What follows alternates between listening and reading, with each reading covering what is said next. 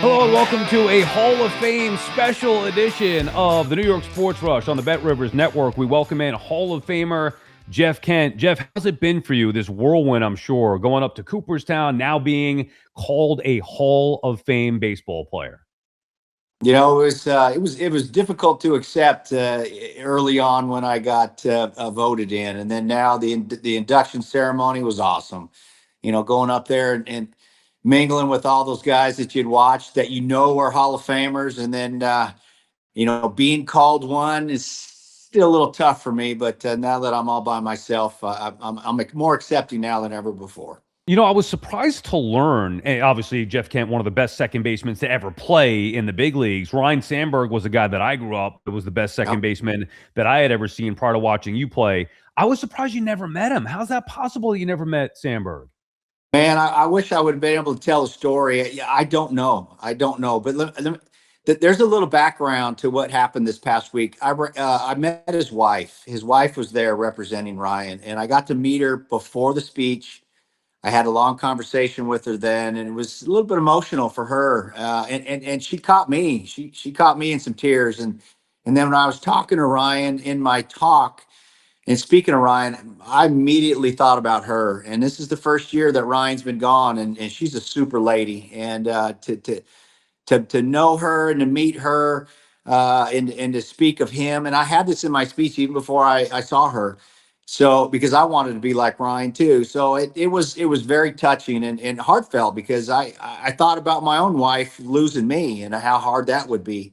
So that caught me off guard. But to answer your specific question, I have no idea. Now, we've passed by maybe on a bus or we played against each other a couple Hmm. times, but I don't know how we just didn't. We never ran into each other. Never got to shake his hand and show my appreciation for him and the way he played. And it was just one of those things.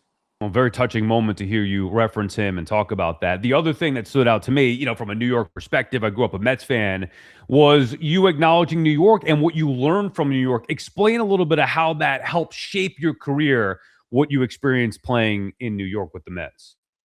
Well, in the speech, I mentioned that I was forever grateful for it. It toughens you up in New York, man. You got I got traded for Coney. There was a front page news article that said Jeff Kent better have Superman sitting on a plane next to him as he's coming over to play for the Mets. So I was thrown into this fire, which I didn't realize. I was just a kid from Berkeley, young kid, double A, played in big leagues in '92, and awesome veteran team and with the Blue Jays. And I get stuck on the Mets team that, they wrote a book, The Worst Team Money Could Buy. So I was in that mix, and I had a fast track of learning, and I did get chewed up, boy. And I had to learn those things: accountability, responsibility, and work ethic. And some of the things that I learned from Dallas Green, who was a great manager that came in and put his foot down and started to demand respect in the game and accountability and preparation. So, New York taught me a lot. I had to deal with the media, had to deal with different coaches, went through two general managers, two managers in New York in a 4-year span. It was a rough go, a lot of turnarounds. So I learned a heck of a lot in New York, and I'm grateful for it.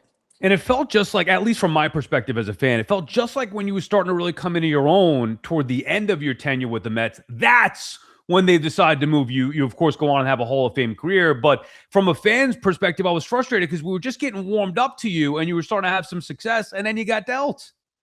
You know, I didn't know this, but because of the speech and the things that I had to write about and think about and the history that I had to remember because of my career, I looked at those years that I played with the Mets.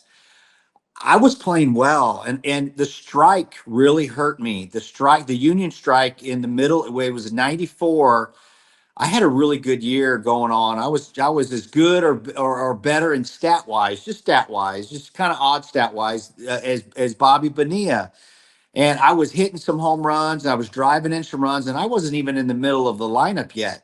And I was doing some good things. And I remember one year I led the league in home runs in the first month, and people are going, "Who the heck is this Kent kid?" So I was doing some good things, and then you're right. All of a sudden, boom! I get traded for Baerga, who was at the end of his career. Good dude, Baerga, but end of his career for me. And I'm thinking, what? I didn't quite understand why the Mets were doing this, but they moved me along, and I went to the American League and hated every minute of it in Cleveland. Not because of the Indians, not because of the program, but I just did not like the American League. And I was grateful that I got with San Francisco soon after that. What was it about the American League that you didn't like? I didn't, it wasn't a comfort factor. I didn't, the umpires were different. This is back in the day. Umpires stayed in Hmm. American League. It was, it was different. It was just a different kind of baseball. A lot more breaking balls, a lot more junk that pitchers typically would throw at you. I was not familiar with the ballparks, not familiar with the media and the fans. And so and I had to learn new players, and I just did not want to go through that struggle because I thought I was coming into my own. I love that answer because for the younger fans, they will not compute. Like this is 30 years ago where there was a Yeah. divide in the leagues. It was different. So from Yes. a fan perspective, I was always a National League guy myself, rooting for the Mets. But you could feel the difference from a player's perspective. It's refreshing to hear that how it was a different world with different umps or different pitches being Yep. thrown. And then you look at, of course, the success that you had after that, going back to the National League. The perception, Jeff, of you was, I don't know, like ornery or maybe not warm. And everything that I've seen since your post playing career, like you come across a nice guy, even talking to you for a few minutes here, you come across as easy and fun. Was that perception the right perception back then of you kind of not being, I don't know, a warm and fuzzy individual when you were playing a game of baseball? Yeah, there's no doubt I was a little prickly, and a lot of that had to do with the media wanted that attention. They wanted that drama. They wanted to get inside my head and learn from me, and I would push back. There was a word that I used during the Hall of Fame week a lot is I was a deflector. I deflected a lot of that. I didn't want to be a part of it. I didn't care to be a part of it. I didn't need it. And I felt like I needed everything to be in a compartment in my brain. And I felt like any outside influence of that, whether it was highs or lows, would affect my mental makeup. And I needed to be square, and I was square. And when people would try to, sand off that rough edge of me, sometimes I'd burn them a little bit and tell them to go take a hike, and I was dumb enough to say if I'd asked a stupid question, I would tell them that's a stupid question. I'm not going to answer you. Go talk to somebody else. And the media didn't like that so much. And then after a game, you hit a home run, like, hey, be on the radio. I would say, I don't want to be on the radio. I just want to go inside, lift weights, and, go home.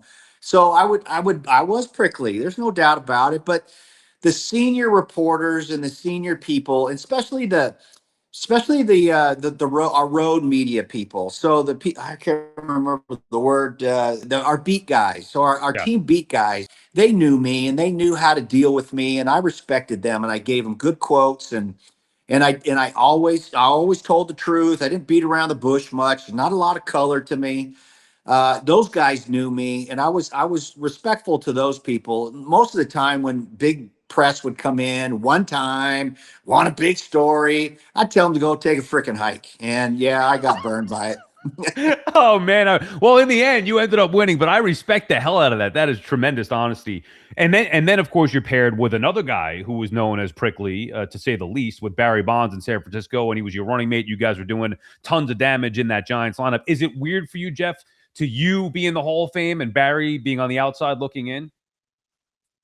It is a little bit, but if you look at Jane Forbes Clark made a statement, and she does this often at the end of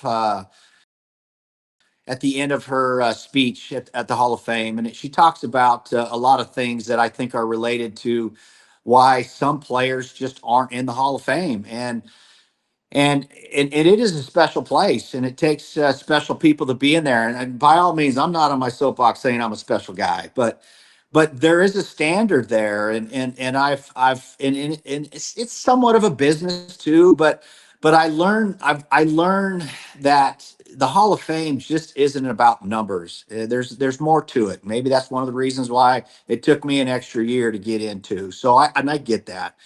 But there is there is more than just being the best player. Barry was one of the best players I ever saw play the game. There's no doubt about it. But I'm grateful, and I always was grateful, even the guys before me, that there's a standard or being in the Hall of Fame, and I think Barry and a few other guys fall a little short of that, and I know they're taking some heat for it, and maybe those things will get corrected in the future. They were corrected for me, and we'll see that where that leads. You have a relationship with Barry post playing days? Are you guys friends at all? No, we'll run into each other. Well, we've run into each other once or twice since I retired San Francisco. Mhm. I don't go up there much, but I see him, and we give the old man hug, shoulder hug, and but that's about it. And I'm not friends with a lot of guys that I played with too. Meaning, we don't chat up. I don't do social media. I'm not a big text guy. So you're lucky you even got me on your show. I was gonna say, how the hell did we manage this? Hey, I want to show you something on that topic. I don't know if I was gonna do this. You remember Rich Martin's baseball camp at all? I recognize the name. No, I don't. Remind me. Look at this. Oh, that's great. That's me and you, Jeff Kent, circa 1995, Rich Martin's All-Star Camp at Hofstra on Long Island. Oh, yeah. Okay. And All you were there for the week as the guest instructor, whatever. We got a chance to take a picture, and I still have my 8x10 signed by you. So I was always a fan. You may not be fans with your friends with your former teammates, but I still got the receipts here, Jeff. You and I were hanging out 30 years ago, buddy. That's great, man. That's great. You still got that. You're crazy if you got that still hanging in your locker. Well, I'm just showing you. So you're right. We're lucky to get you. I don't know how the hell we got in touch with you, but at least I earned it 30 years ago. I mean, I was putting the work in for 30 years. Why do you think that is like you just a loner and did you have fun playing the game, Jeff? Was it fun for you? It was fun to win only to win. And I am a half empty guy. I'm not bitter. I'm not hateful. I hate to lose. I get mad when I fail.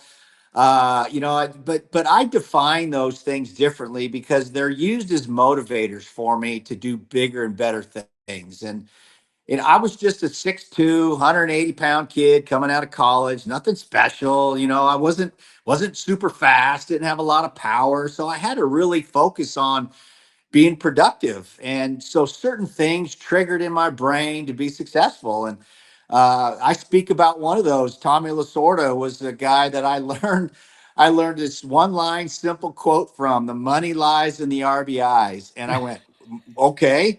If I'm gonna earn things, if I'm gonna win, if I'm gonna make money, I need to drive in runs. So that just became my mantra. And I focused on that, driving in runs, so I could do good things. And I'm wired differently. So I came from a cop who's kind of structured and pretty tough. My dad was a cop, and my mom, loved my mom at home, just taking care of all the kids and making sure we had everything we need. And went to Berkeley, which was an eye opening. I'm not a Berkeley guy, but I went to Berkeley before I even knew how crazy Berkeley was. And that squared me up. And then going to Toronto and being taken under the wing of a lot of veteran guys on that team, and then get traded to the Mets.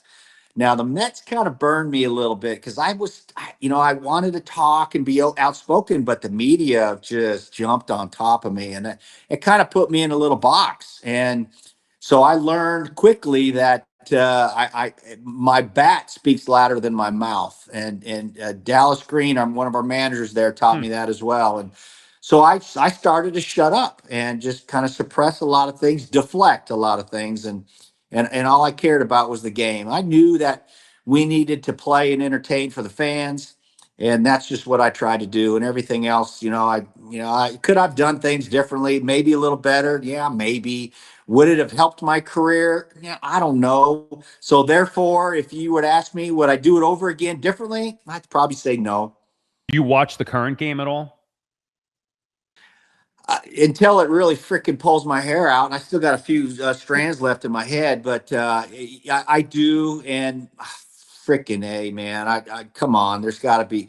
This is not entertaining to me. I'm sorry. You know how many former players that I've spoken to, Jeff? I mean, maybe you wouldn't be surprised. Your former brethren, all these guys, whether it's guys from the 80s, your era, like they say the same thing. And me as a fan, like I love baseball. It's my first love. The game is so different. And I hate it was better in my time stuff, or it was better when I was growing up. But the reality is the game is so different. These pitchers barely go 5 innings. You need to use 15, 16 different pitchers to get through a game. I mean, it's ridiculous what's going on. The launch angle stuff, nobody values batting average anymore. So for me as a fan, it's infuriating. I can imagine a guy who played at the level that you did, how infuriating it is to watch. It is, and I don't want to be a bitter old man, talking about the game now. It is their game. It's the kids' game. And the baseball marketed that a long time ago. It's a kids' game. And they started to play it like that. And I'm going, this is not going in the right direction. And now you see batting averages in the big leagues is 240. We got 4 or 5 guys hitting over 300 in the game now. Are you kidding me? This launch angle thing. You can't teach launch angle. Hitters don't know freaking launch angle. All they know is how to hit the ball over the wall or a line drive or a ground ball or a fly ball. That's all they know. They don't know 15 degrees or 22 degrees. They don't know that. They don't know 105 miles an hour off the bat versus 96 miles an hour off the bat. They don't know that. They just say hit the ball hard and hit the ball far. And these pitchers are throwing just a little bit harder than they used to. Not much. They're not throwing much harder. I think there's a big marketing tool because they want these big numbers now. So there's a big marketing tool. Oh, how hard off the bat, or how hard is the guy throwing?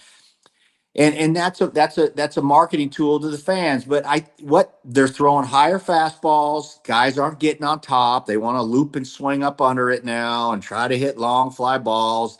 They're making that baseball a little harder, so the ball's flying better. The bats are Maplewood, not ash like they used to be, and that ball jumps off that maple bat better too. So it's going in the wrong direction, and baseball is going to have to correct this because it is starting to get boring. The batting average are slowly coming down, and now we're hitting 240 with. You're going to have 4 guys at the end of the year hitting 300. So much for Tony Gwynn hitting 330 and 350, winning the batting title. This is ridiculous. It is, and the worst part is not even the players; it's the people that make the decisions, that are running the game, that are teaching these players and structure in the organization. They don't they said it flat out. We don't care about batting average. Well, it shows because you got guys that are hitting 220, and it's like, wow, actually a 220 hitter, but he's got 30 home runs, or even if that. Jeff, I got to be honest with you, man. This is way better than I thought it would ever be. It is an honor for me to be able to talk to you, especially after having you receive the ultimate honor as a player, getting in the Baseball Hall of Fame. Best of luck post-career and all that stuff. Thank you so much for doing this, and congrats on being a Hall of Famer. Yeah, thank you, brother. Thanks for your time, man, and thanks for what you do out there for baseball. Good luck to you. Yeah, Jeff Kent, he is the man. All right, that does it for this edition of the New York Sports Rush. We'll see you later. Bye.